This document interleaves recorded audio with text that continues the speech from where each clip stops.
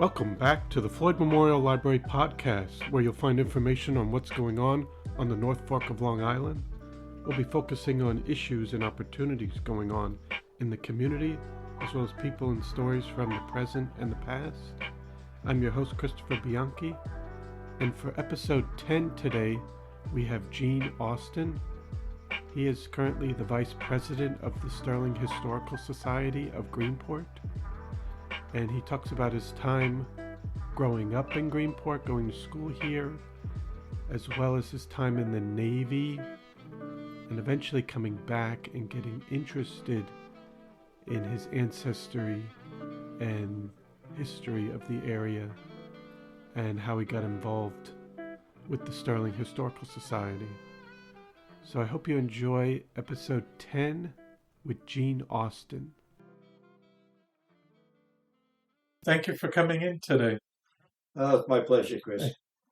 So, as with all these interviews and oral histories, I'd just like to start off with where you were born first and then where you were raised. Okay. Well, that's easy enough. I was born just right over here in Eastern Long Island Hospital at 10:10 in the morning on January 18th, 1943. And you were raised in Greenport? I was raised one block outside of the incorporated village. I was raised on Champlain Place. So now with your family, how far back do you know, with records that you have, how far back does your family go that you can trace? I can trace back to the original settlers in South Old Town. And is that on your father's and mother's side? Basically, that's on my mother's side. And where did they come into the U.S.? As far as coming into the country, the Verities, which is part of one of the family names that goes back, which is actually the newest one here locally as far as my background goes, actually came from the other end of Long Island, the Seaford area, and very possibly not able to directly connect, but possibly all the way back to settlement of Jamestown. Oh, wow. So you think they came over from England? They came from England, but there was one thing that I found out that I never knew, and none of the family ever knew until I did find it out. But the Verities are not English. They're actually French Huguenots, and they must have come into England to get away from when they were being persecuted in France. To England. So, I mean, it always sounded English anyway. I have other backgrounds that I'll bring up the same idea with. Mm-hmm. But in that particular case, I can't directly connect it to the Verities on Long Island, but I'm pretty sure that probably was the initial Verities that came over. So you can trace them as they came over, possibly through Jamestown. Right. And then they came up to Seaford, New York, which at one point in time, there were so many Verities there, it was known as Verityville. And then they made their way out to South. Well, he did. The one, about the fourth great grandfather, Gilbert Verity, he was actually made an orphan quite young, or a young teenager, and actually went to work for a mason contractor in Oyster Bay. This is stuff that I actually have that on paper. And from there, he learned to trade, and him and another young man that was learning to trade at the same time in Oyster Bay came out to Greenport, right around the time that the incorporated village was being formed in the 1840s. Mm-hmm. And he did a lot of masonry work here locally, including some of the masonry work for the Clark House and even for the hospital. Unfortunately, he had a situation where he had a wife that was very sickly, and they had a lot of problems. And one holiday season, he decided to come down in the village, because he probably lived up north in that area up there where there's many Verities, and had a little bit too much to drink, and on the way home, he fell into a shallow creek and drowned. Mm. I actually had that obituary. And that was in the newspaper. Yes. What year was that? That was around the 1870s, I believe. And then what did you say he did? He was a mason contractor. Mason contractor. Gilbert Verity actually married an Amanda Beebe. She was a descendant of old Silas of the Beebes of Plum Island. Oh. So that's why I say, and they came from, the Beebes came from Rhode Island originally and purchased the larger section of Plum Island around 1700. And they actually still own part of it up until around 1850. Mm. But she was a direct descendant of his, maybe a great-granddaughter or granddaughter, I don't know which. And what about if we switch to your father's side? Switch to my father's side. My father's side basically came across from New England. And actually the Austins came into New England in 1632 into Charlestown. Oh. Part of the city of Boston. Yes. And that is the same group that ended up with Moses Austin and Stephen Austin and the state of Texas.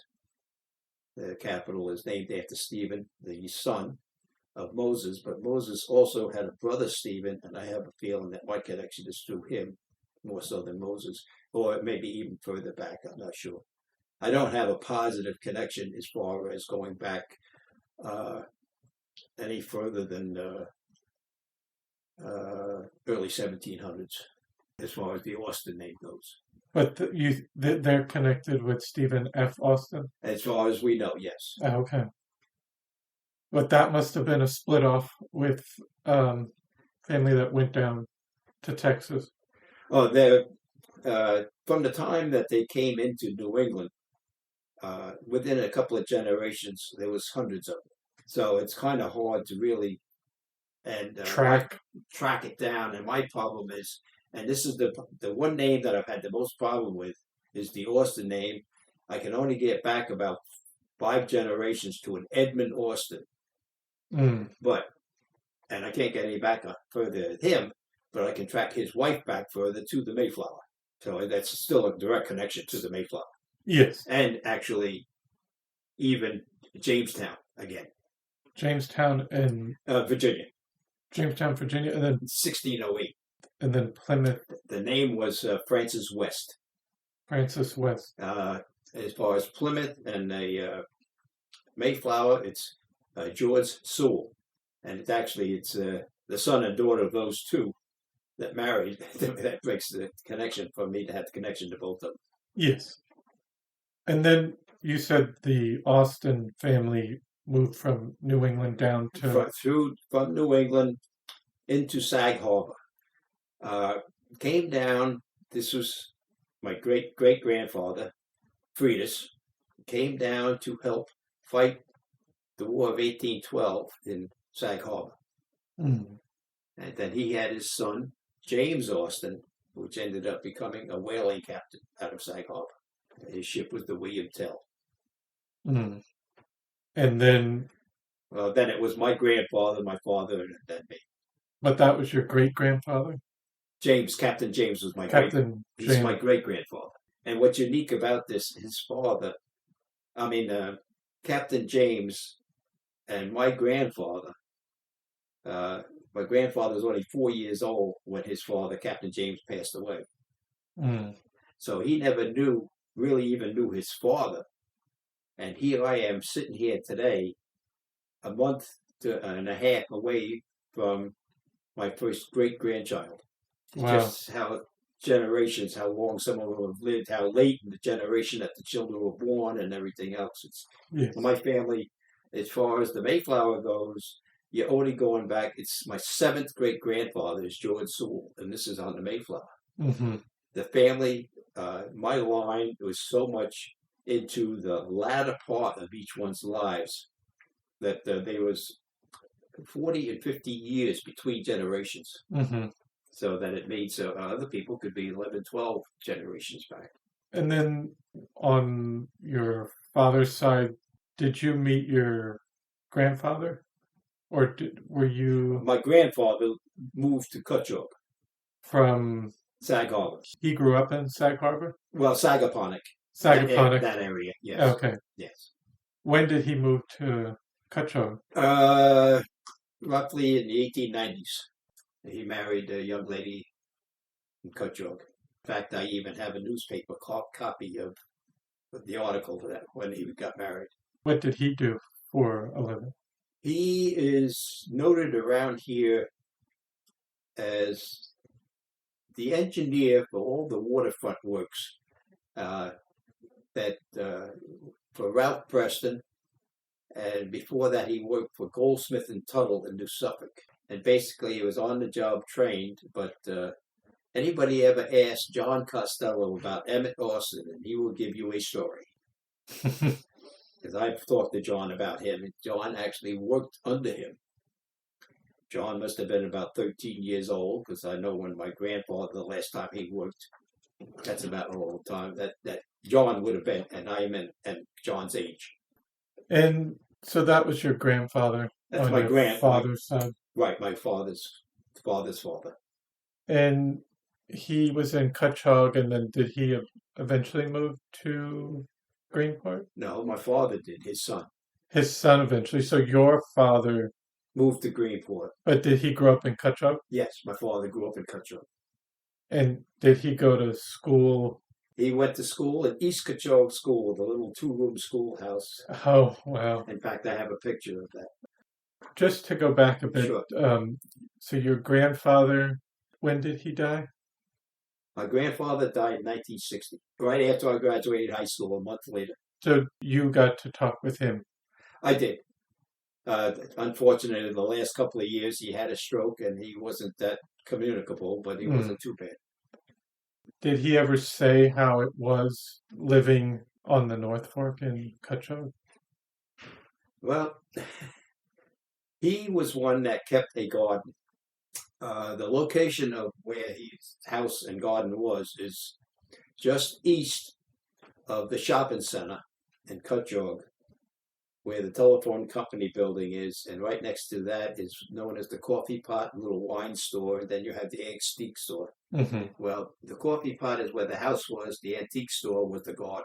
And he would get up at 4 o'clock in the morning and go out and work in the garden, and then drive to work in Greenport or New Suffolk. New Suffolk was first. But, and he used to say, one of his favorite expressions, people talk about the good old times, and he would say, don't tell me about the good old times. Okay, you only paid so much for a ton of coal, but that was a week's pay. Today, you only take a day's pay to pay for that ton of coal. Mm. That was one of his favorite expressions. Because he would hear people saying, talking about saying the good old times. The good old days, yeah. Yeah. He was very up to date. Every night he would sit in his chair. I can picture him in front of me right now with his Camel cigarette in his mouth and listening to the radio, the modern news. He was thrilled when he heard about the Russians putting Sputnik into space. He couldn't forget that. That to him, that was unbelievable. Really? That's how modern he was. He wasn't strictly old-fashioned. Mm-hmm. They lived in a house that had no running water. In fact, it's only the last couple of years when the telephone company put up the building next door, the contractor was not allowed to drive a point to get water on the telephone property. So they asked my grandfather if he could do it right next door on his property, and they would give him one faucet in the kitchen sink. Mm. And that was the only time. That was only the last 3 or 4 years of his life. So all that time before that? It was all strictly no water in the house, strictly a hand pump in the kitchen sink. Mm. And, of course, the outhouse. Mm-hmm. From what I understand, it wasn't until after my mother and father got married that they even had electricity in the house. You know, I remember some of the old lamps that they used to have, some beautiful lamps. How many children did he have? There were 7 of them. 7, including your father. Right. My father was next to the youngest. And with your father, you said he grew up in Cutchogue and went to school there. Why did he decide to move to Greenport? Well, it seems like about 1939 that some young fellows over in Southampton decided to put up a skating rink here in Greenport. And because of that, my mother being a Greenport girl, and my father and a couple of his friends would come to the skating rink on the weekends, and that's where my mother and father met. Oh, so he heard about a skating rink Yeah, in Greenport, right, and then he eventually met your mother. right. That was an outdoor skating rink? No, right where the skating is right now. Skating rink is now. Oh, Not oh, that building, but the one that burnt down in the early 1950s. oh, okay. See, what happened is these young gentlemen that had a skating rink in the Hamptons, I believe, and they put the one here, but then it was only a couple of years later that they sold it to the American Legion. Hmm. That's how the American Legion post got established there. And before we get to your father, on your mother's side of the family going back, you mentioned a bit, and they eventually came to Long Island up from. That was just the one family. That was the Verity family. But the other big name on my family is the Conklin family, and they came here 1630s, 1640s, and it was through Sarah Horton, which was the daughter of Barnabas Horton, the founder of Southall. She was married to a Mr. Sundell, and he was granted all of Ashmamic, Mm, but he died, okay. and she remarried Captain John Conklin, but the women could not own property, so it was turned over to him. And he actually even had the local indigenous Hmm. sign a paperwork or something. But as it turns out, not too long after that, Reverend Youngs decided he's going to take a whole bunch of it and give it to his son. But that's my connection all the way back to the original Southall town people in Barnabas Horton, which also, there's Halleck's in my background, there's Talmadge in my background, there's Latham's in my background, and this is on my father's side, the Latham's and Chester's. And I Okay. mean, there's stuff all over the place. But what about your mother's great Okay, grandparents? my mother's great grandparents. Hmm.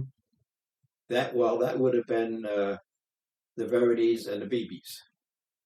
There's even Halleck's in there. Your mother's great grandparents, where were they in? They were in Southall. Basically, Yeah. there's one name I want to throw in there right now that I just happen to think of Hmm. that come from the East Hampton area, and that's the Lesters, Mm. which is an old name in East Hampton area. Hmm. That they were the fishermen over So a lot of on both sides of your family, a lot of maritime there. Yes, whaling fishermen right. and some of the early town settlers. But yeah, so you said you said the Verities and the Verities and the Beebes. That was the first generation here, as far as with the Verities, and that connected into the Beebes, which goes back a little further than the Verities. Do you know what their occupation was in the town? Well, the only one I can tell, well, Gilbert Verity, I already mentioned to you that he was a Mason. Yes. He was the first Mason, the first Verity in this location, in this area. After And that, I really don't know what they were involved in. Get up to my mother and her father. yes, we can get to your mother's parents. My mother's parents, well, my mother's mother, or my grandmother, was Amanda Verity, and her husband was Lloyd Stevens Blydenberg, and he came from the Stony Brook area. How they met, I have no idea. Mhm. But the Blydenbergs, you can trace a lot of that back, all the way back to the property that the Trinity Church in New York City is on. Oh wow. Yes. And what did your mother's father do? He was he started out here in Greenport. I don't know how he got out here. Probably met up with his future wife, Amanda Verity, somewhere. Then he came out here and he started working as a painter at the boatyard, Greenport Basin and Construction. And before he finished, he got a captain's license and became a professional yacht captain. However, during World War II, all the yachts were taken away, and there wasn't much work being done with them. So he ended up as a deckhand on a tugboat for Moran Tugs in New York City. And then the last 10 years of his life, he actually lived with me. But I never had a chance to ask him questions. You're young, you don't think of it, about his background and stuff like this. But you grew up with him in the house. Yes. And he didn't say, like you said, he didn't really. He didn't say too much enough. Yeah. All I know is that he would leave on a Monday, go into City Island, and take care of whatever the boat was. I know two of them was the Suzanne II. There was one connection was a Vanderbilt. One of the Vanderbilts was one of them. There was a Potter was another family name, and there was a McHugh was another family name. Which family those two boats belong to, I don't know. I've never been able to find any information. Maybe I could if I went through the New York Yacht Club or something like that. I might be able to find something. And how many children did on your mother's? On my mother's side, yes, there was 8 of them. 8 of them. Yeah. And my mother was an aunt. She was the youngest. She was an aunt before she was born. Oh. Her oldest brother actually had 18 children that survived, and he lived over in Southampton. That was Thomas Blydenberg. But your mother grew up in Greenport? Yes. She actually lost her mother when she was in her senior year of high school, so she didn't get the chance to graduate. Oh. That would have been 1939.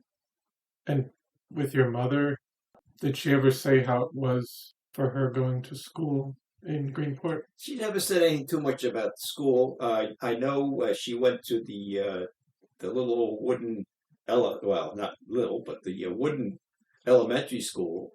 And I think she started her high school in the new high school. That's the building that's still here. Right.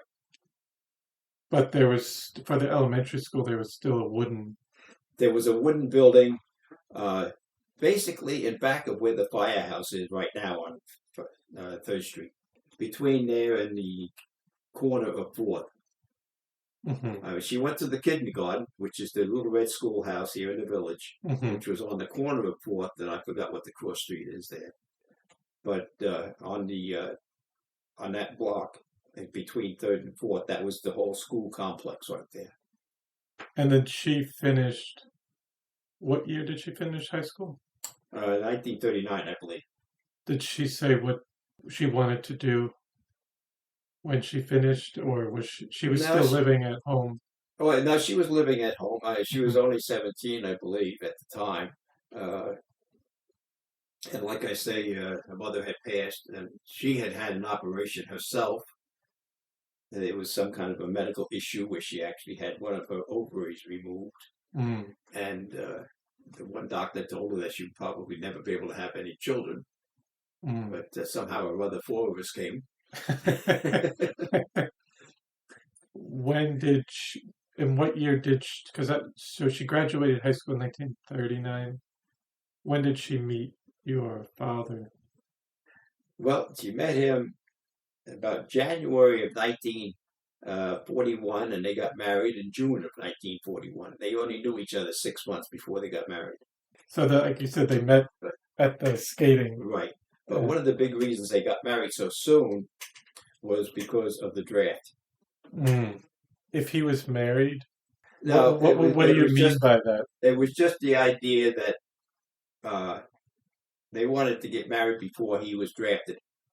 Just to be married before, if in case he went, in case something happened. Yeah. instead of doing it when. Well, instead of waiting and with the possibility of not ever happening. Yes, and that was 1941. Right. Yeah, they actually had started the draft. Because, see, I was born in January of 43. That's how I could date it, that it was 41. I know it was in June of 41 when they got married, because they got married June 27th, and my father had his birthday June 28th. And they got married in Cutchogue Methodist Church. Because he was still living in Cutchogue. At that time. Actually, when they first got married, they spent the first year in a little summer cottage in Cutchogue. And my middle name is Eugene. And that comes from the area of where they lived, it's known as Eugene Heights. And you have Eugene's Road that comes off of the main road, across the street from Cox's Lane, that takes you down to Nassau Point. And that's what I was named. My middle name was after that. They didn't want to give me my father's middle name, which I can't blame them. But it was a good family name. The name of Vassar rings a lot to anybody that knows good colleges. Yes. Well, it appears that my great-grandmother's grandfather was one of the founders of Vassar College. Vassar College, upstate New York, Poughkeepsie, New York.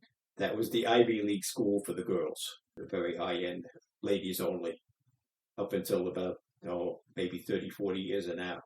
Went co-ed. You were born in 1943. Right. They lived in Cutchogue for a bit. Did they eventually move to Greenport? They actually moved to a little cottage up on Sound Road that goes up to 67 steps. That little cottage actually was just torn down a year or so ago with a big house put onto it. But they went from that to another house on Sound Road that is right across the street from where Joan Denizio lived. And actually, when I was born, I was brought home to that house. And then a short time later, they moved to 2nd Street here in Greenport Village. Second house in on the east side. It's a double occupancy house that was owned by Stanley Cohen, just south of Webb Street. And both of your parents working, or? My mother never worked. She never worked? No, she was a home keeper. And what did your dad do for work? Well, when they first got married, he was just working on a farm in Cutchogue. But then when they moved out here, and probably one of the reasons he moved out here, because he got a job at Greenport Basin and Construction during World War II. And he worked in the shipyard for a couple of years. And then in 1944, actually the 1st of January of 44, he went to work for the brand new oyster company in East Marion, known as the Blue Point Oyster Company. They just opened up a brand new modern oyster plant there, and he went to work there. When did that open? That's roughly around 1941, 41, somewhere in that area. I'm not sure exactly. So he was working there, but then he also was working at Greenport? No, he left the Basin and Construction. I don't know, he may have worked there for a year and a half. And then he went to work for the oyster company. Started off as a deckhand and became a boat captain. Did he ever say what it was like working at Greenport Basin and Construction Company? Yes and no. He was what they called a roustabout. In other words, basically a material supplier. They would have to go over to the railroad station to get the materials out of there, because it would all be brought out by railroad and then transported down Front Street into the boatyard. And one of the things he used to always talk about was when they came in with loads of freight car full of plywood, that the plywood would get about table height, and for some reason, somewhere, the dice would come out. And there would be a craps game going. Actually, when I was born, myself and my mother still in the hospital, he had a party at the house for his co-workers. and the dice came out again. And he actually got to the point that he made 13 passes and paid for the party. So actually, the people at the party paid for their own party. It didn't cost them anything. He used to always talk about that. So they were getting the plywood that came in on the... You come in on railroad cars. And then they bring it to the Greenport basin. And we're talking about big stuff. We're not talking about the 4x8 sheets that we're talking about today. And this would be used to make the... This would be for the cabins and stuff on the minesweepers that we were building in Greenport. Yes. We built more minesweepers here in Greenport than any other boatyard in the country. Mm. We built 44 minesweepers. Wow. YMSs. And the YMSs never had a name. The only designated type of ship in the Navy that never had a name on it, because there was a foul up in the government. I don't know if the Pentagon wasn't built yet, but to say in the Pentagon, and there was two different classes of minesweepers. There was the yard minesweeper, which was the YMSs, but there was another one before that was just a little bit smaller. Mm-hmm. They were named, but somehow the paperwork got messed up in the federal government, and they wouldn't allow to put names on the YMSs. So the YMSs are strictly YMS and a number. That's it. It just because it got messed up. That's the reason that they never named them. Oh, okay. Huh. They were all wooden plank. Yes. And did your father say why he left there after, say, was it about a year? No, he never said why. It probably more the idea he wanted to advance himself, because it was only a year and a half after being a deckhand that my father was a pretty intelligent person. Never went to any formal other than regular school. He graduated from Southall in 1938 or 39, and that was the only education I ever had. Mm-hmm. But like I say, he was out there. He wanted to advance himself. So moving over to the that was an advancement to him. Mm-hmm. I don't know if it was an advancement in pay at the beginning. It may have been. That I couldn't say. But like I said, it didn't take him long. Within a year and a half, so he became a captain of a boat. So, and they would go out into the bay and get oysters. He was captain of actually what they called the plant boat. It was a small boat, but he would go out and get the oysters for the openers. Mm. And then bring that back, and would those be packed and brought onto the train as well? Oh, some of them would be. But some of them was basically what he brought back. Most of the time went into the bins where the openers would open them, because they would have anything from a half pint up to a 5-gallon cans that you could buy opened.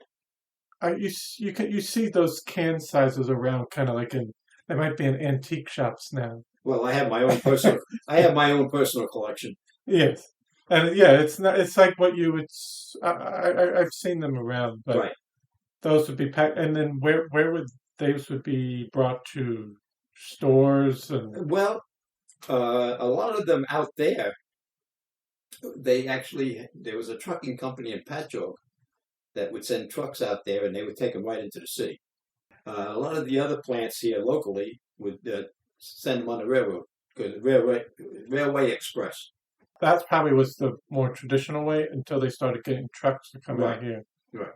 In the 40s or 50s. Late 40s and early 50s. And did he ever say anything else about that? How long was he at that? How long was he working there? He was there for about 9 years. Did he say anything else about working there? Well, he because he was just a small boat, he actually had an opportunity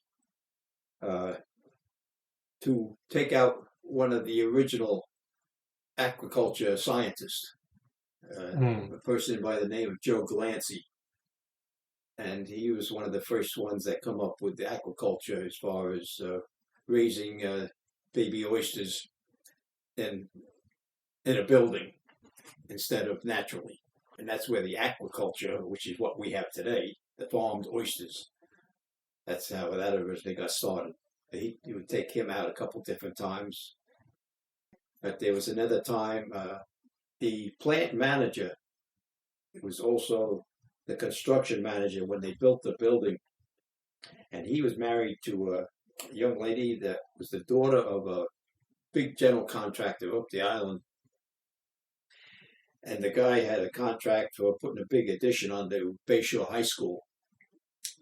And one day there was an accident that part of the building collapsed and killed somebody.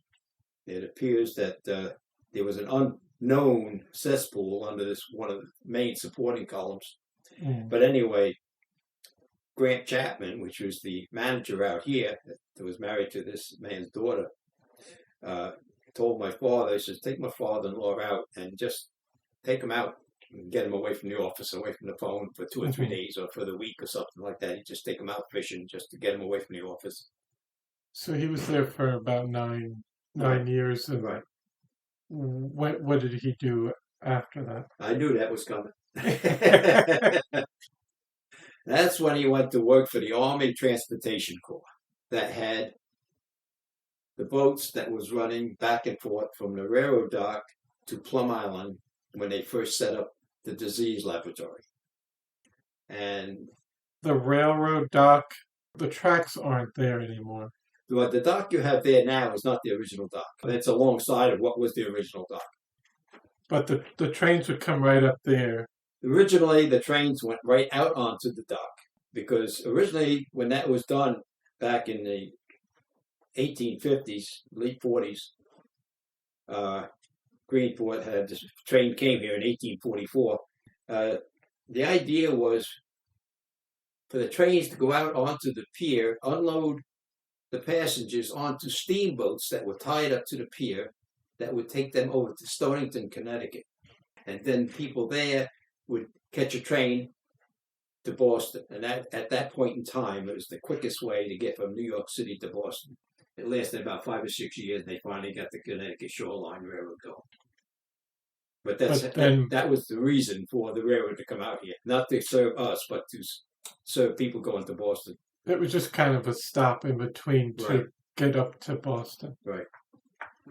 And then, so you said your father worked for the Army Transportation Corps. At that point in time, the tracks were still going out onto the pier. And I know what you're coming and looking for, because I know we have talked about this in the past. And the trains were still going out onto the pier. And we're talking about 1953, 54. Actually, I have pictures of the train out on the pier with the Army boats tied up to the pier. Not his particular boat, but another one. And some of the guys were also doing patrol duty off of Fort Hero to keep people out of the firing range out in the Atlantic Ocean. And it was a different type of boat. It was a steel boat. But anytime there was a storm, these guys would tie up, and then they would bring extra lines across the pier from one side to the other, across the tracks. That's not too good when the train comes out and cuts the lines loose. My father would say, every time the train came out, he said, here comes the boat dispatcher. I know that was what you were looking for. But so this stuff was being transported to Plum Island? No, what was being transported was the personnel. The original, I won't say director, but one of the head doctors there was Dr. Cottrell. And they were setting the lab up for the hoof and mouth disease. And that's not putting your foot in your mouth. That's a cloven hoofed animal. And he was the only person that my father would allow up in the pilot house with them. My father was running the boats. He was captain. They made him captain because he knew the waters from his oyster background. And one day he gets a message from the office, which was a little one-room office right there in the railroad station for the Army Transportation Corps. Go out and meet this British freighter out in international waters. Today you think of 200 miles out, but back then it was only a 3-mile limit. They pick up this ice chest and take it directly to Plum Island. Do not stop anywhere else. It was the original hoof and mouth culture that was coming over from Great Britain, which was having a big problem with the hoof and mouth disease at that point in time. So my father actually was the captain that took the original culture to Plum Island. Oh, wow. And the British freighter, they dropped off? Well, they would drop it down to him, Down. out into international waters, and then just be on their way.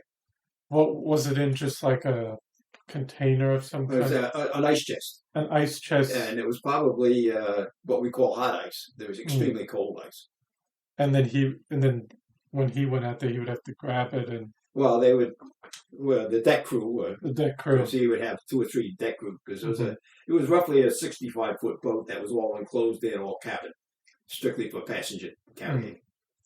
Was the job that he was doing, was that created for specifically Plum Island? At that time, yes. At that time? Yes.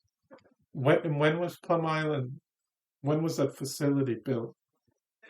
The facility actually started off using part of one of the buildings from the old Army base that was there. Mm-hmm. The Army base was built there for the Spanish-American War, but they also used it as a training site during World War I. I don't know. I think they were using it. The Army, I think, was using it for maybe some chemical development stuff, maybe, they say. Mm-hmm. Don't know. But it was known as Fort Terry, which was on the easternmost part of the fort. The remnants are still there. They had, I think, 16-inch guns there. And after the facility was built and your father was working, doing the transportation, did he ever say what he thought of the Plum Island Center, or he's just like, he knew that he was transporting stuff and he had people coming and going? And the people, he knew that it was a research facility. People would have to go in and they would have to shower going in, and then before they left, they'd have to shower again, completely change of clothing. Mm-hmm. And it was a whole routine that they would go through. In fact, one of my uncles even worked there as part of the construction crew. Mm. And your father had to go step off the boat and go into the facility? No, he didn't leave the boat. He just tied up to the pier, dropped off the passengers, picked up. And most of the time, it would be in the morning and the evening. He'd take them over, and then he would bring them back. And in between time, he was just maintaining the boat. Did he say that they wouldn't let him go into the facility? He never tried. Had no reason to. And did he have any other stories about his time doing that with Plum Island? Well, finally, 2 or 3 years later, Plum Island got their own base out in Orient, which is where they operate from now. And he put in to be one of the boat captains. And he was right up there, except because he did not have service points, he lost out on becoming boat captain for Plum Island. But he stayed with the Army for about another year as being one of the captains for the patrol duty at Fort Hero in a different type of boat. We call them crash boats. They're all steel, almost like my Coast Guard rescue craft, because they'd sit out in the ocean all week long. They may come into Montauk, but he would be home on the weekends. But he wouldn't be here. He wouldn't be home all week during the week. They did that for a couple of years, and then he went into what he finally became a carpenter, because of an old schoolmate of his. And where did he work when he did the carpentry? Cutchogue. So he would commute from Greenport to Cutchogue, and then wherever the job happened to be from there. The shop, it actually is a little old potato barn that's been converted over right across the street from East Cutchogue School. The owner was Chester Orlowski. And then during his time working in Greenport, did he say what he did for fun or after work? Uh, for the most part, after work, he would just come home. They would go. Him and my mother would go to the movies on the weekend, especially when he was working down at the oyster plant. I have a journal that he was writing in at that point in time when he was still on deck, and he wrote down where he went, who he went with, what boat he went on, what they caught on the weekends, what movie they went to see, or they went up to see Mom and Pop and Cutjog. It's like a daily report, and even my sister's birthday's in there, and that was for a little over a year and a half, and then he became boat captain. So then he had to make an official log, and he never went any further with that. And how many kids did they have? We have four. There's four of us. Or four? After somebody that wasn't supposed to be able to have any. It was funny. My mother would say, "Yeah, she went to Dr. Heath, local doctor here in Greenport." He says, "I don't know why not. You still got one ovary just because you lost the one. You still got the other one." You can still have. So there's no reason why you can't have any kids, and that was when I was conceived, and three more afterwards. And do you remember? Because we're going to get to you growing up in Greenport, but just in general with them and maybe your grandparents, do you remember any traditions that were passed down that you remember were happening? Or Well, one of the biggest times of the year was Christmas. mm-hmm. We would have a tree undecorated, other than lights, and every Christmas Eve, the family would come down. Basically, my mother's couple of sisters and their families, and we would decorate the tree and then go to the midnight service at the Episcopal Church here, and then after the service, come back and make a party out of it, and then they would go. But I mean, that was something that we did every year. And for you growing up, was it typically what you were eating? Was it more? I was going to say something about. Was it heavy on seafood? No, not really. Basically, my mother had a routine of certain night of the week. You always got the same thing that certain night. We'll start with Sunday. Sunday was the big meal at middle of the afternoon because my father's not working and everything else. So, and of course, in our house, we always had to have a couple of beers around. And anytime we had a party, the old washing machine would get filled up with the ice because all you had to do was take it from the corner of the kitchen, the wringer washer, and put it over in front of the sink and hook up the drain to the edge of the sink and drain out the water after the ice melted. But that was the place where we always put the liquids. But anyway, Monday night was leftover. Tuesday nights, I'm not quite sure what it was now. Wednesdays was hamburgers. I'm sorry, Thursdays was hamburgers. Well, Wednesdays was Prince Spaghetti Day. Friday was fish day. But it was strictly because that was actually a religious thing. As far as fish on Friday, no meat on Friday with the Catholic Church or the Episcopal Church. So you always had seafood on Friday, right? And it was fresh. Your parents would get it fresh. My father would bring it home from the boat. Okay. No, until afterwards, I mean, naturally. And you said Prince Spaghetti Day? Well, anybody that remembers that commercial, my age and anybody a little bit older than you, Chris, would remember the advertisements of Prince Spaghetti Day. Mm. That way, I just brought that in because of the fun part. Yes. And so now with you, you started going to school at the Greenport school here. I graduated here in 1960. Before I graduated, with my parents' permission, I signed up for the U.S. Navy. And in November of the 1960, I joined the Navy. Was shipped off to Great Lakes Naval Training Center. Went through basic training, came home for a couple of weeks, and went back to Great Lakes for electronics training. Mm. And I was trained to repair radio equipment. Okay. That was another 8 months. I was almost a year, almost to the day, not in service to the fleet, but being trained between basic training and electronic training. And then just to go back, Sure. So while you were in school, how would you describe going to school there? How was the environment? The environment was fine, but I was one that was always very self-conscious. In a lot of ways, I still am today. But don't ask me to get up in front of the class. I would always sit in the back of the class. Mm-hmm.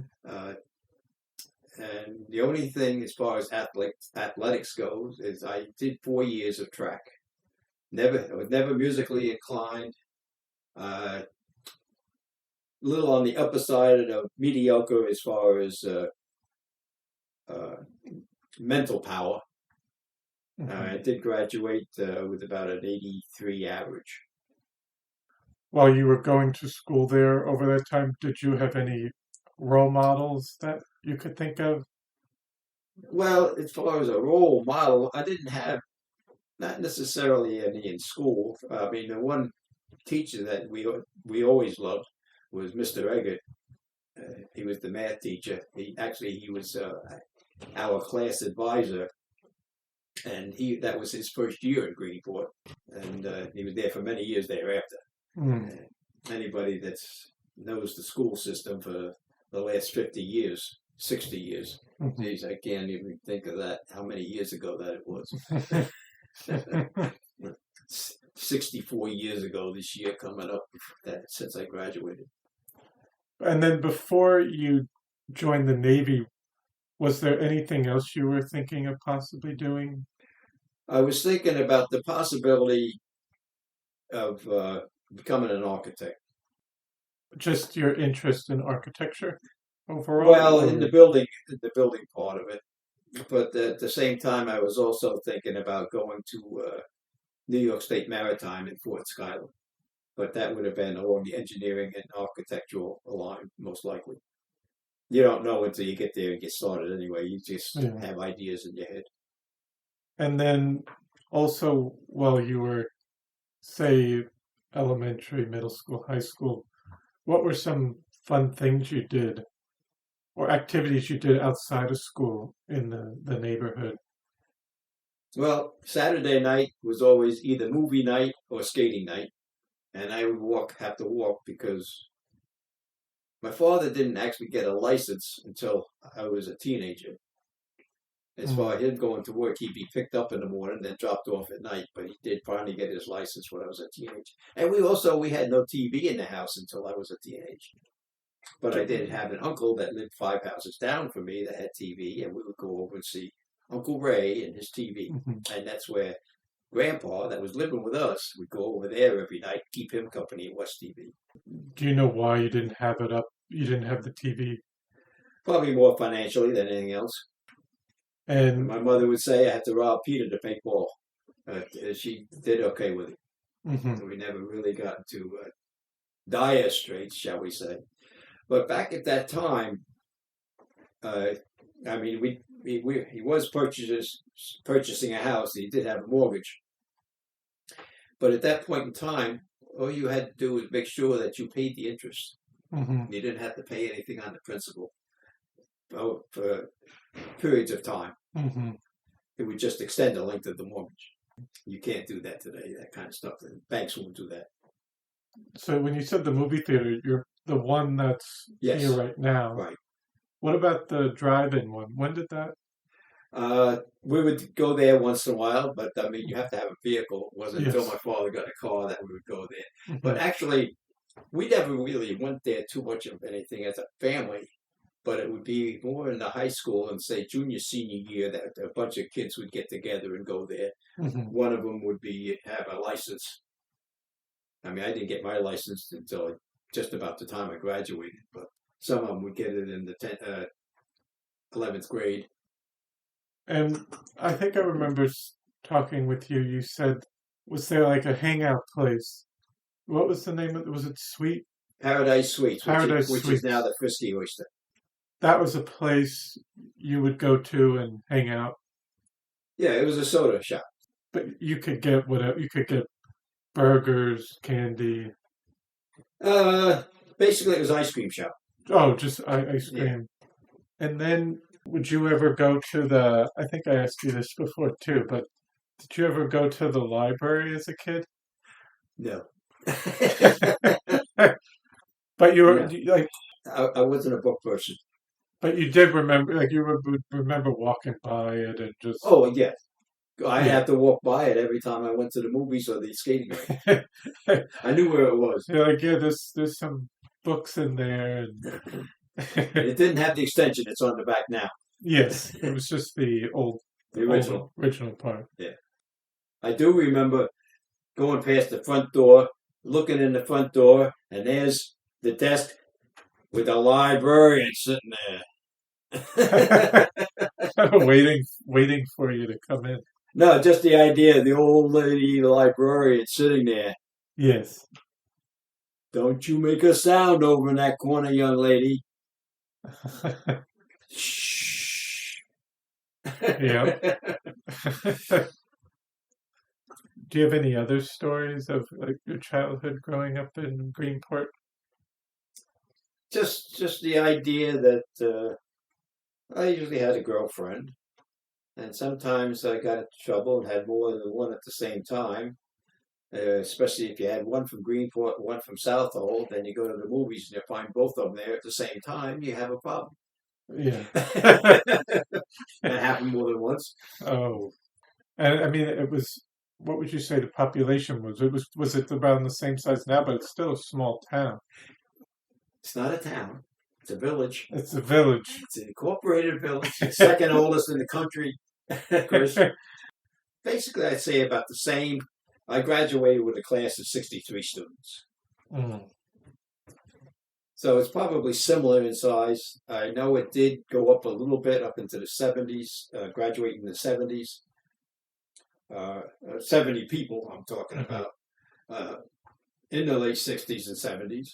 But I heard not too long ago, I don't know what it is now, but I know a while back it was down under 50. And as a child, do you remember any major events that happened that were kind of vivid in your mind? That you're like, something happened in the U.S. or around the world? Well, well, we had the Russians with Sputnik. In 1954, we had the bad hurricane here, Hurricane Carol, which did a lot of damage. I mean, I wasn't around for the 38 hurricane, so to me, it was a real thing, big thing.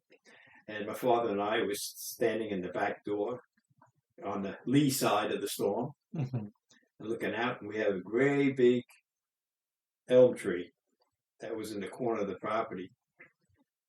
That apparently in the 38 hurricane, half of it had come down because there was a big hollow spot on the back side of it. But the two of us standing there, and all of a sudden we hear a crack, crack, crack. And about 6 foot up off the ground, where the other part had broken off years earlier, it snapped off and laid down just inside the sidewalk into a vacant lot. And it sat there for years, still hanging up there. I've got pictures of me and my sister sitting up on top of it, a few different things.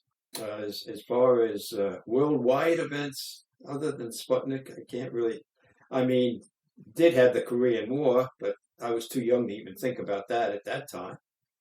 So, and I wasn't really that much into the news. I was just trying to keep myself above board as far as the schoolwork goes. And in fact, in elementary school, I was lucky to pass through sometimes. I did better in high school than I did in elementary school. Mm. But for the Cold War, Actually, the Cold War was a little bit later, and I was involved with that. you're talking more about the Sputnik that when you were. That was when I was in high school that happened. I think Okay. around 57 or something like that. But that's when Russia beat us in putting a satellite in orbit. So you decided to go into the Navy and into electronic. Well, that's where they put me. That's where they put you? I went for that because that was the big upcoming industry. Electronics was the big thing then. In the late 50s, early 60s. Oh, that's the thing. You get involved with that, you're going to be set for life because there's always going to be electronics from this point on. You never have to worry about a job or anything else. So I figured, okay, I'll give it a try. I had very little experience electrically. Even in my senior year, I had enough credits to graduate, but I still had to participate in 5 classes. So one of the classes they put me in was typing. I stayed there for a week, never showed up again. After the first quarter, they caught up with me, and they put me into physics. And the first quarter of physics is one of the worst ones to miss. I was lucky the teacher was willing to stay and help me out after hours. And they even made up a course for me with the art teacher in architecture. And I actually built a little model out of sticks and balsa wood and stuff like this, model of a construction corner of a house. So that's where some of my architectural future thinkings came from, was from doing that. And so you said you went to these different bases? Well, actually, I went to Great Lakes, Illinois. One part of it is the basic training, and the other part of the same base is where the electronic training school was. So I was basically in the Chicago, Milwaukee area for almost a year. And then you got moved? And from there, I got assigned to the USS Intrepid, which is now the museum in New York City. World-class museum, by the way, too. And actually, she's ranked number 10th in the country, 4th in New York City. And this was something that just came out. But I caught up with her because she was on station in the Mediterranean. So what they did is they held me up in Virginia for a little while, then put me on a plane that took me from Virginia to Newfoundland to refuel. This was an old 4-engine prop job that shook like crazy. And it was a military service plane, so it wasn't nice and plush like the airlines. You're lucky if you didn't have a box to sit on. But anyway, from there in Newfoundland, you went over to the Azores, stop again for refuel. Then over to the probably French Liberia, Libya or something over in Africa, again to refuel. And that was right out in the middle of the desert. There was a little bit of place. And then finally to Naples. And they put me up in a hotel. And I waited there for 4 days. I waited for my ship to come in. It did finally. What was it like doing all that traveling to eventually get to Naples? Was it exhausting? For me, it was very scary. Not knowing where I'm going. To this day, I don't like not knowing where I'm going. The first time I have to go someplace, I dread. After I get once or twice or something, then I'm okay. But that first time, that's where that non-self-confidence comes in. And you didn't have GPS or anything? Oh, no. You would just have to figure out. And for most part on that flight, a lot of it was at night, too. So you're trying to sleep as much as you can in uncomfortable conditions, but there's nothing else for you to do. And now that might be only half a dozen of you so on the plane. And So you got dropped off in Naples? Naples. What did you end up doing for the 4 days? Basically nothing. It was a military.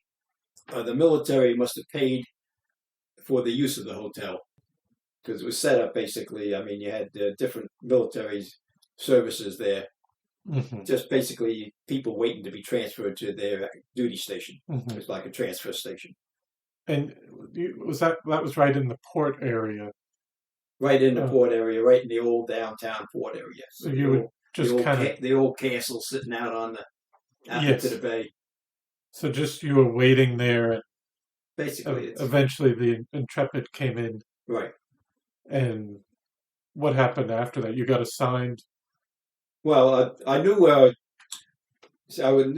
was going to be assigned the electronics department as far as repairing the radio equipment. So it wasn't a question of where on the ship. It was just where for me to figure out where the working space and the office was and the living quarters and everything else were, which all I had to do was I was taken from the quarterdeck when you first come on board, report on board. I was taken to the office, and then the other personnel that worked there took over from that and took care of me. And where were you off to? Where was the Intrepid heading? Well, at that point in time, she was in the middle of her cruise. The cruises would be about 6 months. And from that point, we went up north into Italy. And I actually got a chance to get off the ship and go over to the Leaning Tower of Pisa and climb it. Had a movie camera with me, and was able to take a couple of shots from that.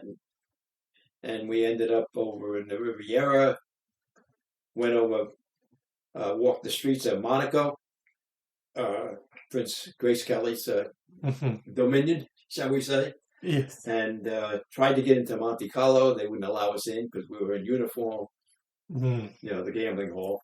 Yes. They shouldn't have allowed us in anyway, but here I am just, I'm just going with the other guys. I've only been on the ship for a couple of weeks. But I ended up, the last port that we had in the Mediterranean was Barcelona. And we ended up in one of the local downtown brothel bars. Had a few beers and a few more. But I behaved myself. And from there? From there, we came home, back to good old USA. And while we were in the Mediterranean, we were designated an attack carrier. We had attack aircraft on board, bombers on board, stuff, and fighters and stuff like that. And when we came back, they changed our designation to support anti-submarine warfare. The newer aircraft were getting too big and too heavy for us to handle. The ship was a World War II ship. She was commissioned August 16th, 1943.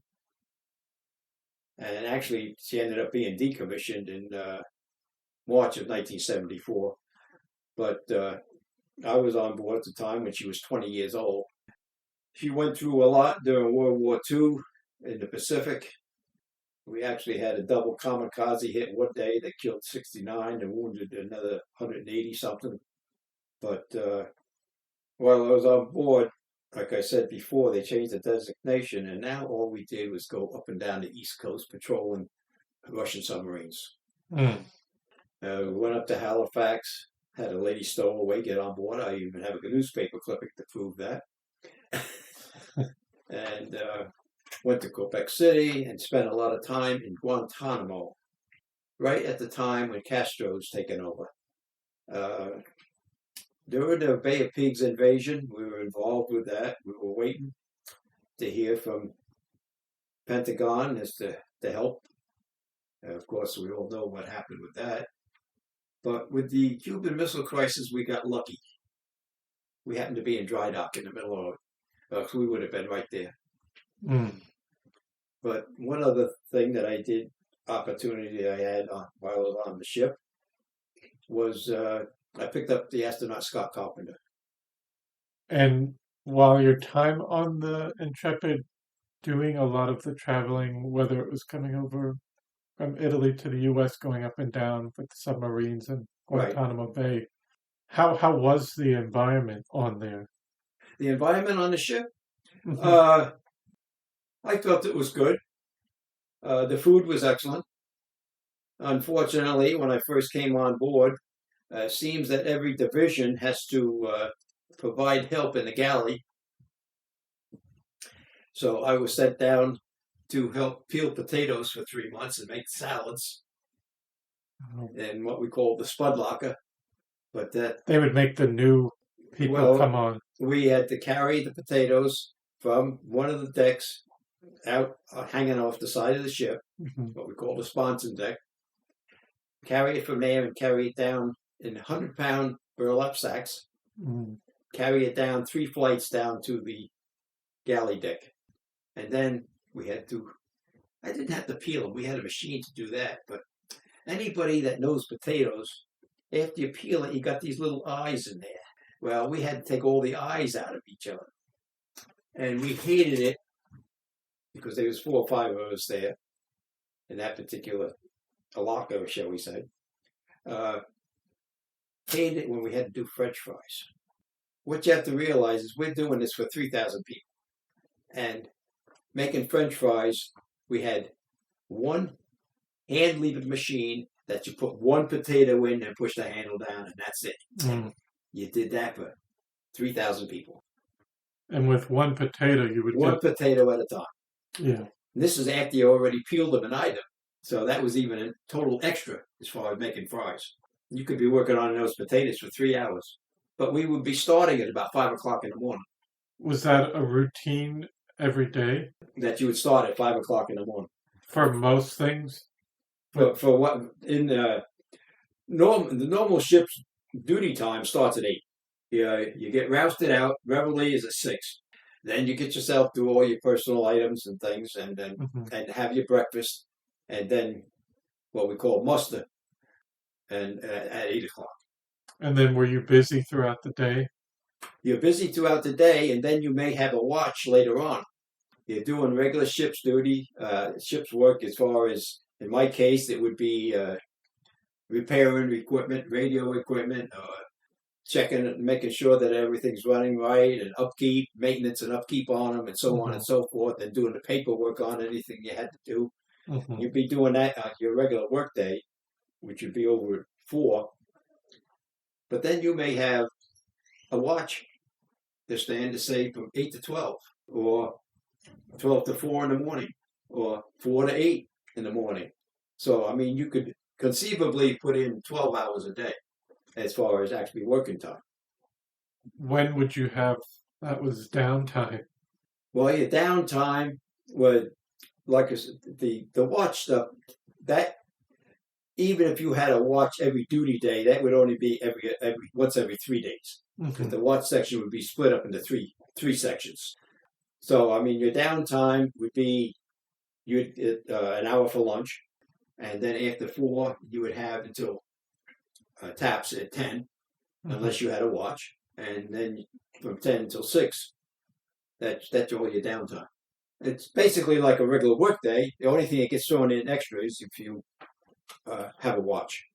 Would there be entertainment provided for your off time, or did you had other things that occupied your time with? Well, you would entertain yourself. Basically, you would have, sometimes they might have something special. If we're in port, we might have something special on the ship.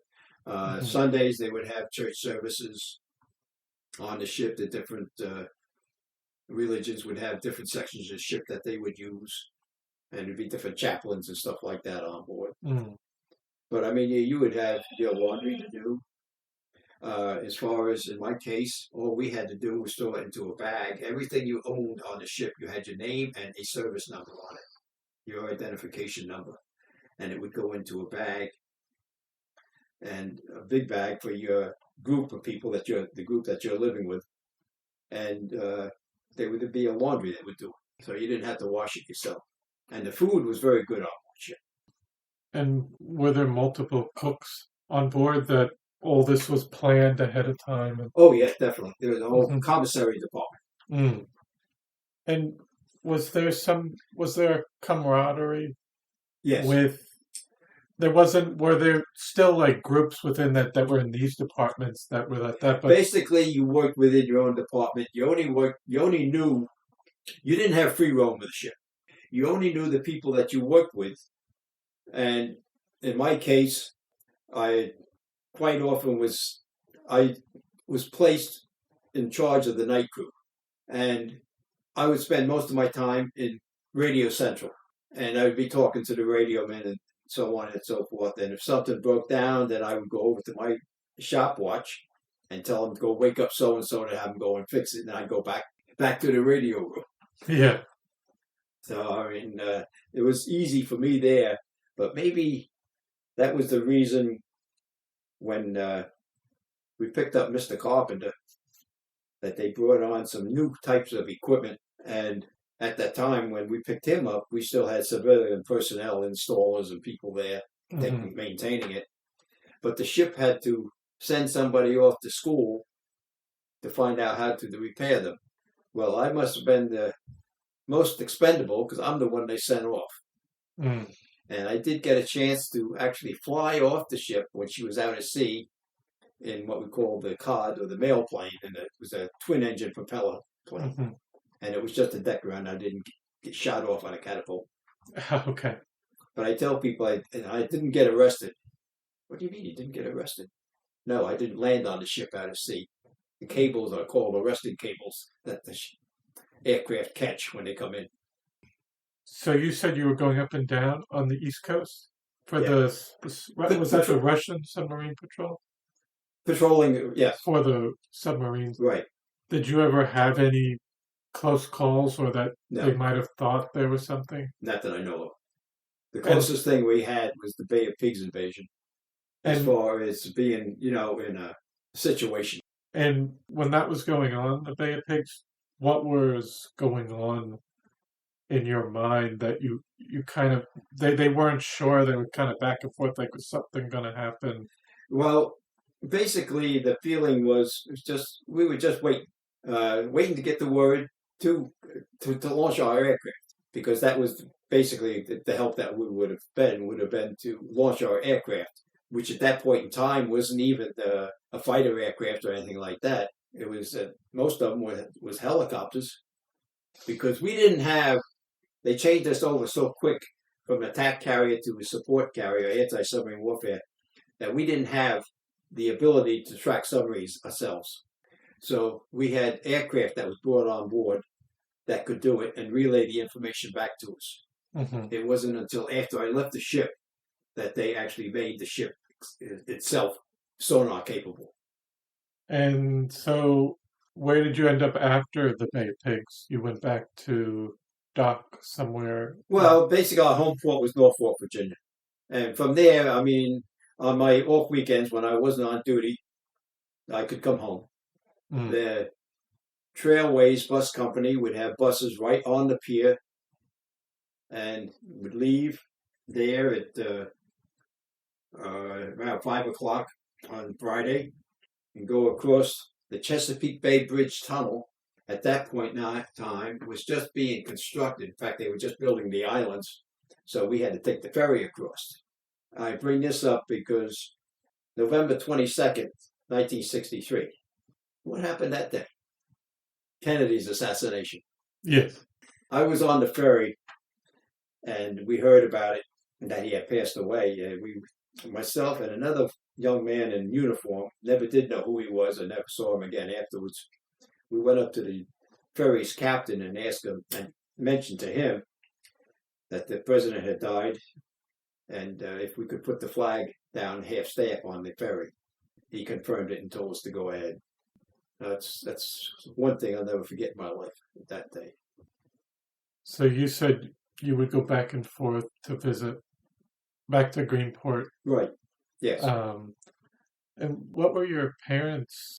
They agreed to let you go to the Navy, but over time were they kind of like... No, they had to allow me because I was underage.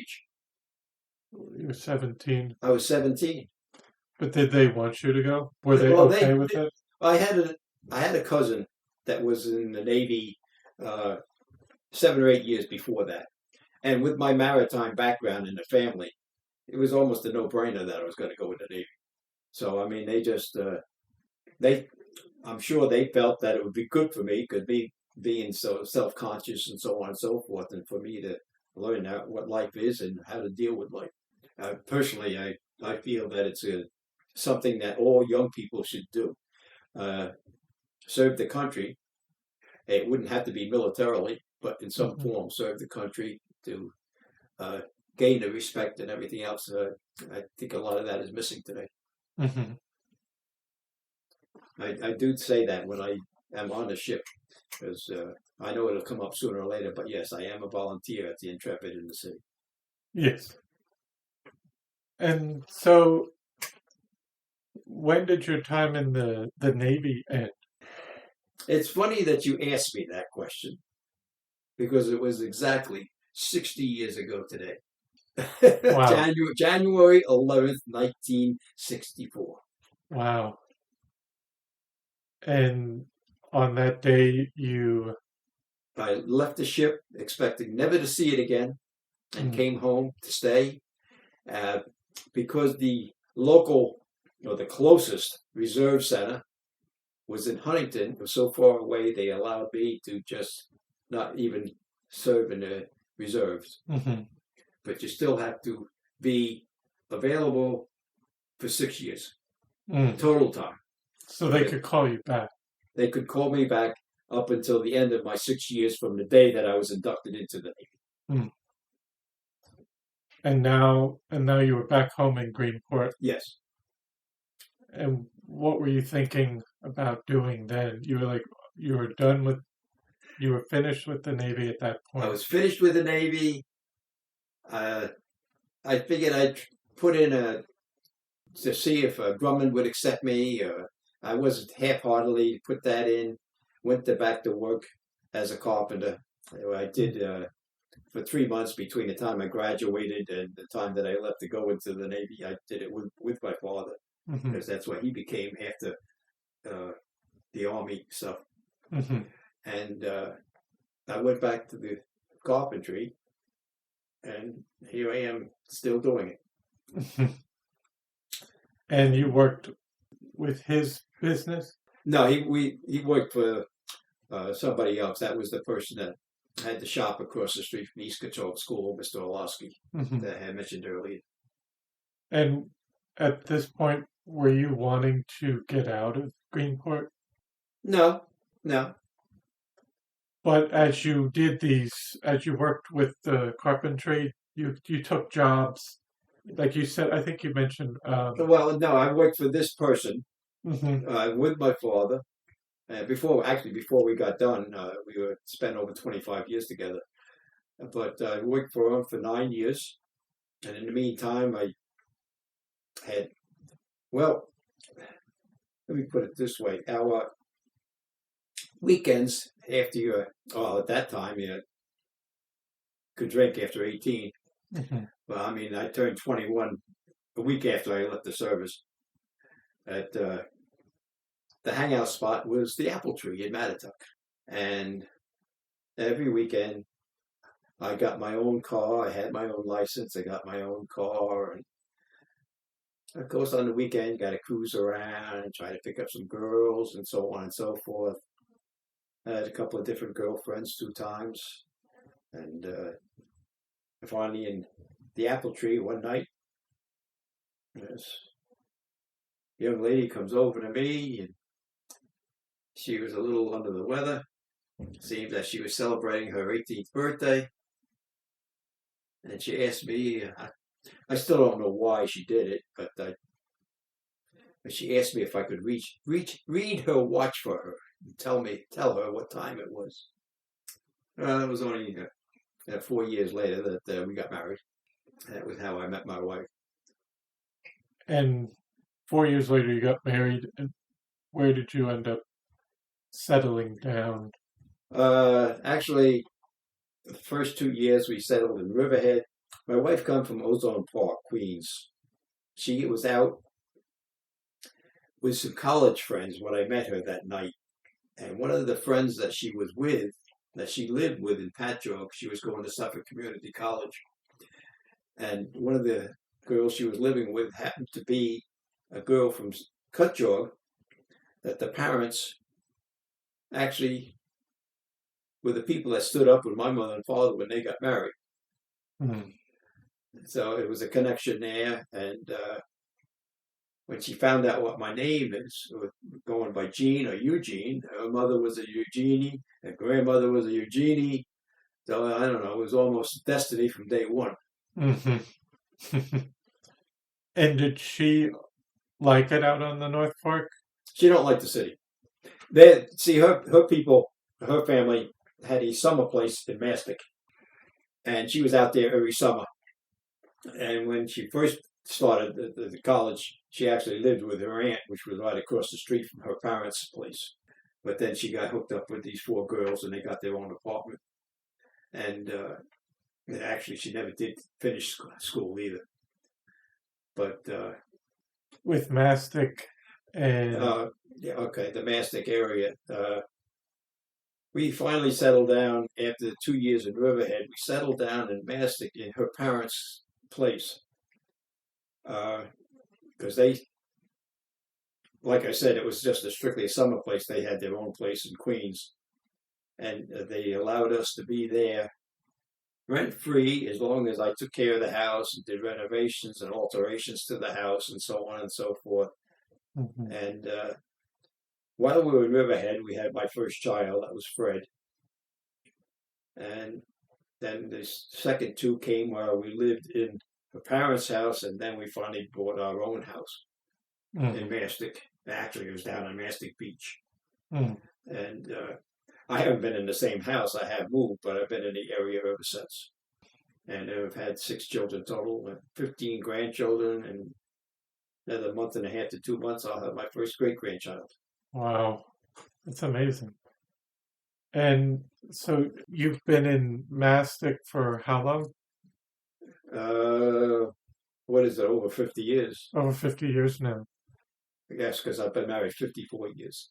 Mm-hmm. This year will be 55.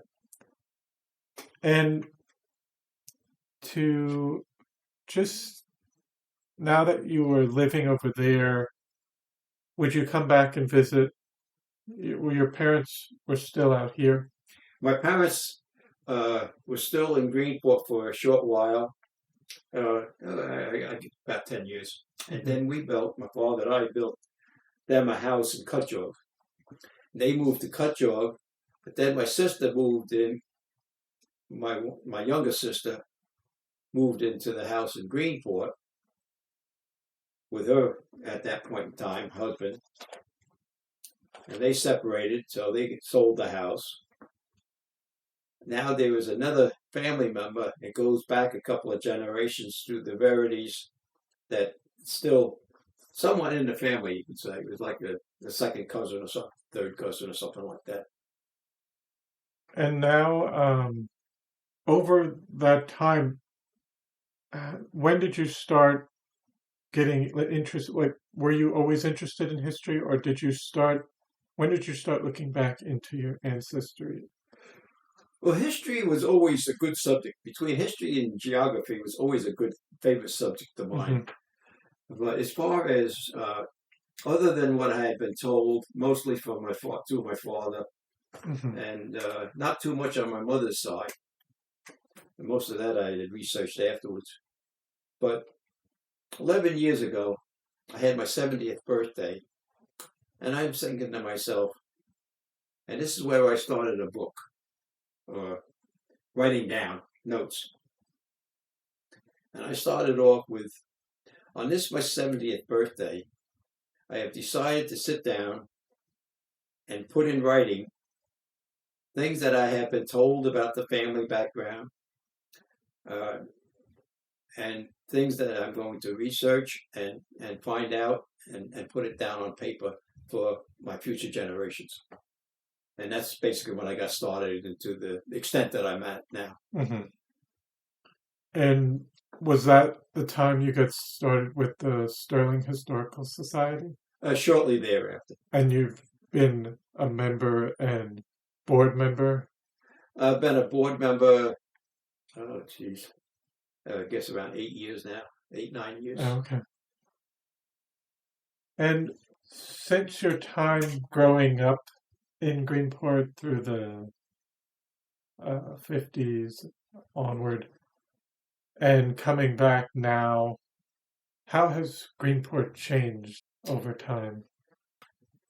In some ways, it hasn't.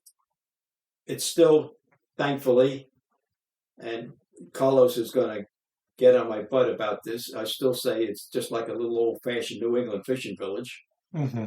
And I mean, some of the buildings have been destroyed through fires and stuff, and other newer stuff built in place. But, and also the idea of now being more of a tourist attraction, even though Greenport originally started because of the railroad as a tourist attraction. Mm-hmm. From day one, the locals, shall we say, myself being one, but not one that is against the idea of tourism, a lot of them, when I was growing up, oh, it's it's the end of June when the schools are out in the city. Oh, now the end of the island's going to sink down another foot, and all the crazy people are going to come out. But these crazy people that come out are supporting you, Mm-hmm. but they're not looking at it that way. Labor Day, oh, now we can go back to our normal routine. The end of the island will come back up out of the water, but I'm glad to see what's going on in the village today. Just within the last couple of years, I do a lot of writing around the village, and before that, I could see a lot of decay coming, a lot of the beautiful old homes and stuff. Walked around and rode around the village lately, and I see a lot of the older homes that are being fixed up Mm-hmm. and not modernized, but restored. I like to see that, of course, maintain the old style, the old look. And the thing is, it's not the locals that can afford to do this, so it's the out-of-towners. And maybe in some ways, the village can thank COVID-19 for bringing the people out here. I mean, it's a rough way to look at the idea of COVID-19, but I mean, it brought a lot of people out here, and I think it's been a good thing for the village. Okay, the locals can't afford to live here anymore because everything's going up so high. Mm-hmm. But as far as the village itself, I think it's in better condition right now than it was, you could say, 10 years ago.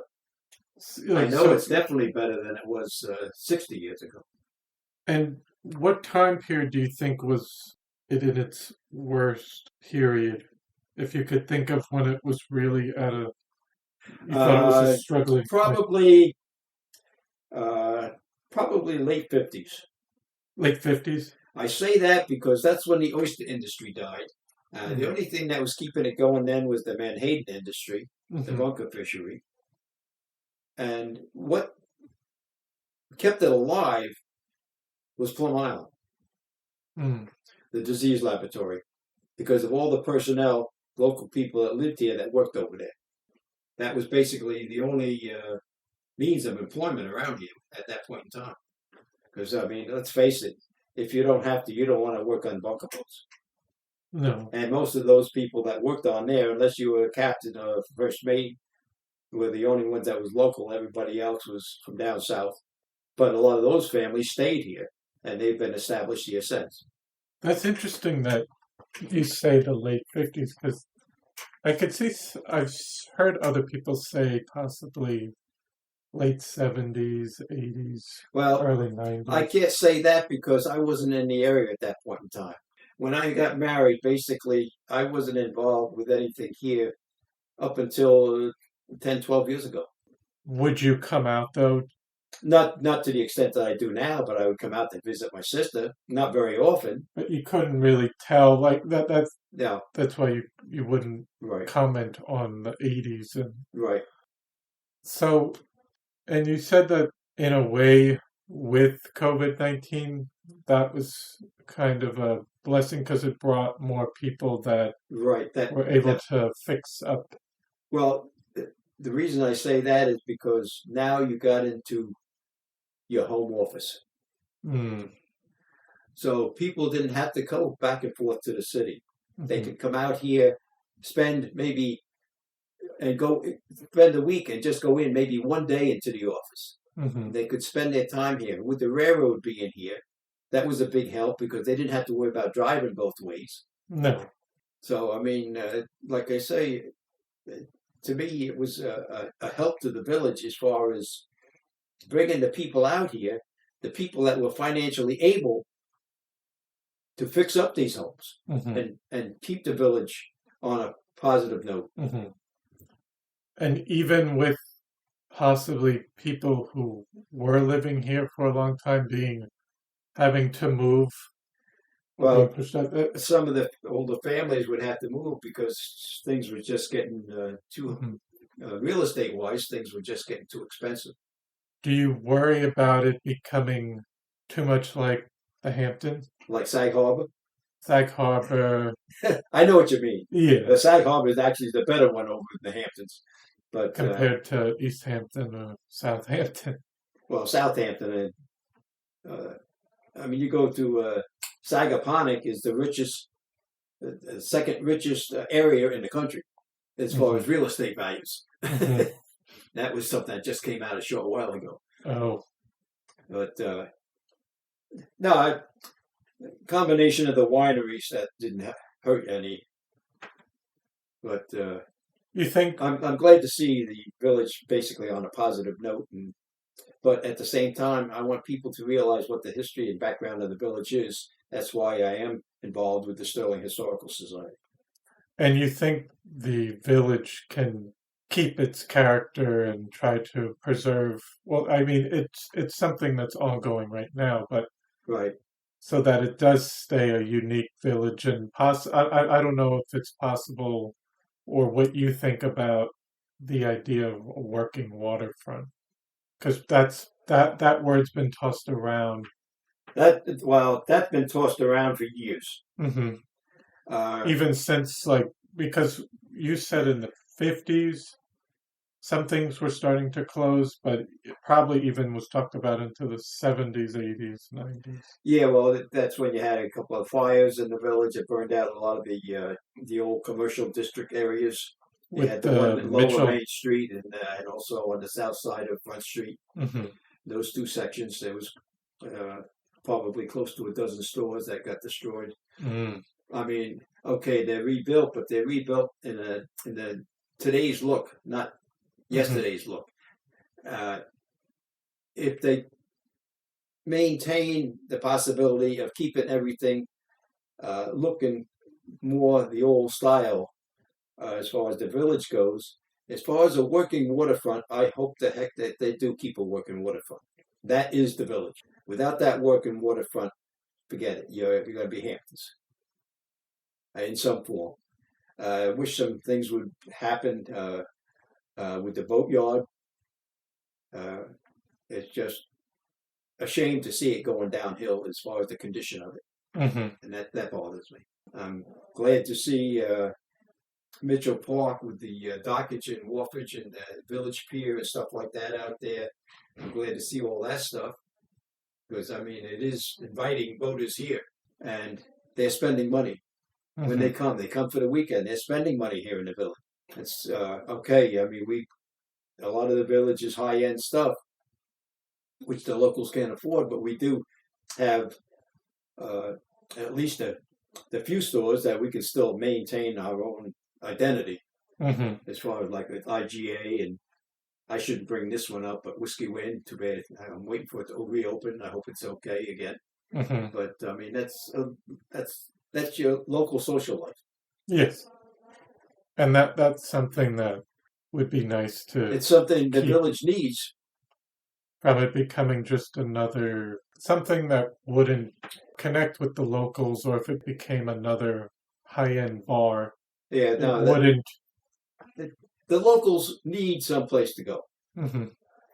and depending on what does happen, I'm surprised it's closed so long. If they open up with the ideas of trying to go the other way, the wrong way, as far as I'm concerned, somebody else will have to take over that spot because you have to, your local workers have to have a place to go that's not going to be high end. It's even if it's just for a couple hours after work or some place for them to wind down.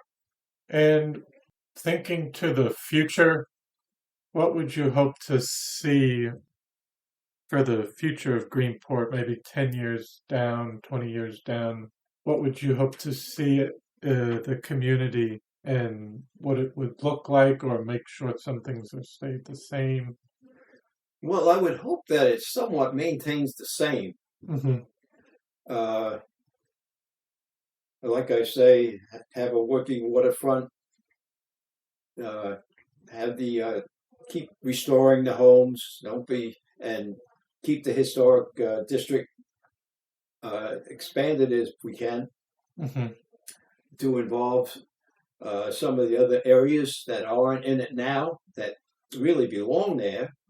Other than, I don't know, just to maintain it the way it is, basically. I don't know how else to put it. And just to kind of end on some things now, what other things are you involved in right now that you do in your spare time? You said the Stirling Historical Society, and you said also I'm a volunteer at the Intrepid Museum in the city.